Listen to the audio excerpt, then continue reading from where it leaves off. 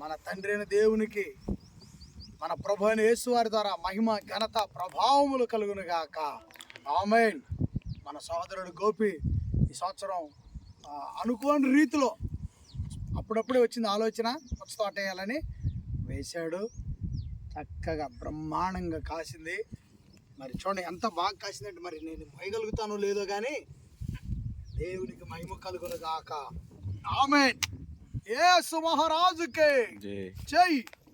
సూపర్గా ఉన్నాయి. మంచి టన్నేజీలు రావాలి, డబ్బులు మాత్రం కట్టలు రావాలి.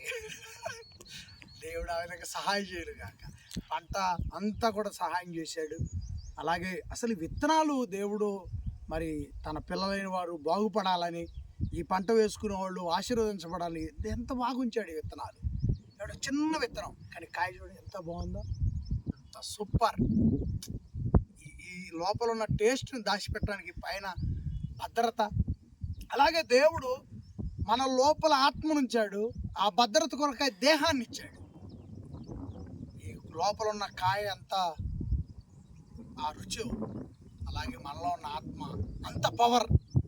ఆత్మను బట్టి మనం తిరుగుతున్నాం. కాయలో రుచి ఉంది కాబట్టి పట్టుకున్నాం. ఇదంతా దేవుని దయ. మా తండ్రికి మహిమ కలుగును గాక. ఆమేన్. Thank you Gopi.